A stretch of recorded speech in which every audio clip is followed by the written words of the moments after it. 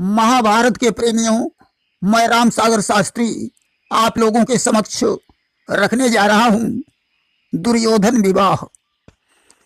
देखिए, कंभोज के राजा चंद्रवर्मा की पुत्री का नाम भानुमति था। भानुमति बड़ी सुंदर राजकुमारी थी कि कंभोज भूप के महलों में एक कन्या शोभा पाती थी, विधुबदनी मन हरने वाली वही भानुमति कहलाती थी। बचपन में भानुमति दुम्तसेन की पुत्री पद्मावती के साथ खेला करती थी। धीरे धीरे भानुमति विवाह के योग्य हो गई। राजा ने उसका स्वयंवर ठान दिया कि ब्याह योग्य कन्या ही अनुमानी, और दीनों भूप स्वयंवर ठानी। स्वयंवर में नाना देश के राजकुमार उपस्थित हो गए कि जरासंध शिशुपाल नृप रुक्मी जैसे वीर दंत वक्र आदिक वहां आ पहुंचे रणधीर। मगध देश का राजा जरासंध और चंदेरी का शिशुपाल, विदर्भ देश का राजकुमार रुक्मी तथा दंत वक्र आदि राजा भानुमति के स्वयंवर में पहुंचे कि नाना देशों के भूप जुरे जो परम वीर कहलाते थे। दुर्योधन कर्ण आदि योद्धा मंडप में शोभा पाते थे। उसी मंडल में कर्ण और दुर्योधन भी बैठे हुए थे। अब तो दुंदुभी के बजते ही उत्सव प्रारंभ हो गया। राजा की आज्ञा से भानुमति जयमाला लेकर रंगभूमि में आई कि दुंदुभी बजी प्रारंभ हुआ उत्सव उस राजकुमारी का। राजा की आज्ञा को पाकर आगमन हुआ सुकुमारी का। अब तो भानुमति को देखकर सारे राजा मंत्रमुग्ध हो गए कि जयमाल सुशोभा देता था कोमल कमलों से हाथों में चलती थी मंद मंद चितवन। क्या जादू था उन नजरों में। कोमल करों में जयमाला लिए हुए भानुमति मंद मंद गति से चल रही है। सखियां गीत गा रही हैं कि धीरे चलो सुकुमार कुमारी, धीरे चलो सुकुमार कुमारी, धीरे चलो। देश देश के भूप जुरे हैं, अपने अपने भाव भरे हैं।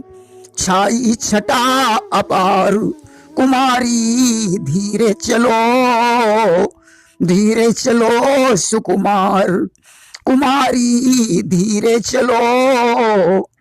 अब तो सारे राजा भानुमति को पाने के लिए विधाता से प्रार्थना करने लगे कि हे विधाता, ऐसा हो जाए कि भानुमति मेरे ही गले में माला डाल दे। उस क्रूर राजागण विचार करते हैं कि अगर राजी से विवाह नहीं हो सका तो हम तलवार के बल से विवाह कर लेंगे। कि अपने अपने भाव थे, अपने अलग विचार। सुकुमारी माला लिए चहुदिस रही निहार। भानुमति हाथों में माला लिए हुए चारों तरफ देख रही है, विचार करती है कि किसको माला पहनाएं। धीरे धीरे वह दुर्योधन के पास पहुंच गई, परंतु उसने माला नहीं पहनाया। भानुमति और आगे बढ़ी। दुर्योधन तो स्वाभिमानी ही था, इस अपमान को वह सहन नहीं कर पाया। आज तो अपनी सीट से कूदकर भानुमति के पास पहुंचा और उसने जबरदस्ती अपने गले में माला डाल ली और भानुमति का हाथ पकड़ा, रंगभूमि के बाहर ले आया। अब तो विपक्षी राजा दुर्योधन पर असंतुष्ट हो गए। उन्होंने उसका पीछा किया।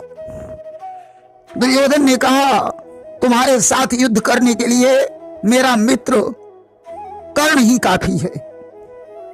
तुम लोग उससे युद्ध कर लेना, मुझे जाने दो। इस प्रकार भानुमति का अपहरण करके अपने घर ले आया और उधर कर्ण के साथ घमासान युद्ध हुआ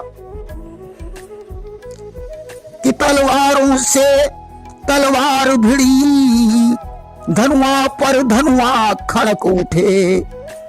अब कर्ण वीर की मारों से वीरों के भी दिल धड़क उठे।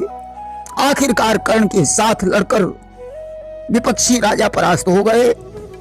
दुर्योधन की कामना पूर्ण हो गई कि दुर्योधन की भई मनमानी और भानुमति आई घर रानी। आज तो दुर्योधन और भानुमति का विवाह हो गया। भानुमति कर्ण की पत्नी पद्मावती की सहेली थी कि ये दोनों यहाँ सहेली थी, वे दोनों मित्र कहते थे। ज्यादातर कर्ण और भानुमति चौसर में समय बिताते थे। इधर तो भानुमति और पद्मावती की मित्रता थी और उधर दुर्योधन और कर्ण की घनिष्ठ मित्रता थी। इसलिए कर्ण अक्सर भानुमति के साथ चौसर खेला करता था। एक दिन की बात है, कर्ण और भानुमति दोनों चौसर खेल रहे थे। अचानक दुर्योधन आ गया। उसे देखकर भानुमति शांत हो गई कि खेल रहे थे एक दिन जब दोनों शतरंज, तभी सुयोधन आ गया, हुआ रंग में भंग। भानुमति ने दुर्योधन को देखा, अस्तुआ उठकर खड़ा होना चाहती थी।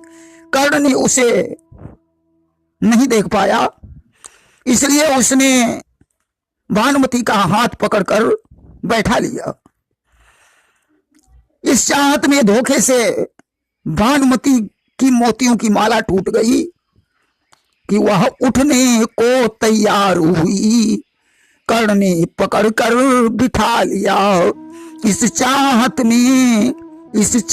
ने अनजाने में मोती का माला तोड़ दिया। अब तो मोती बिखर गए।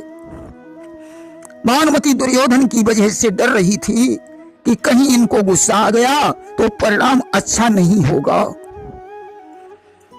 कि सन्मुख दुर्योधन को देखा तो भानुमति चकराई है। उसके गुस्से को सोच सोच अपने मन में घबराई है। दुर्योधन कर्ण का घनिष्ठ मित्र था, इसलिए उसे कोई गुस्सा नहीं आया।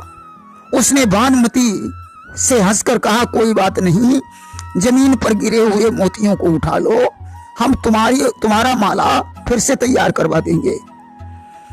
मैं तो बस किसी काम से आया था, जा रहा हूं, डरने की कोई बात नहीं है। दोनों लोग प्रेम से चौसर खेलो। कि दुर्योधन हंसकर यूं बोला, पृथ्वी से ये दाने ले लो, मैं किसी काम से आया था, जाता हूं तुम चौसर खेलो। ऐसा कहकर दुर्योधन वहां से चला गया। अस्तु इसी खेल की वजह से एक कहावत बनकर तैयार हो गई।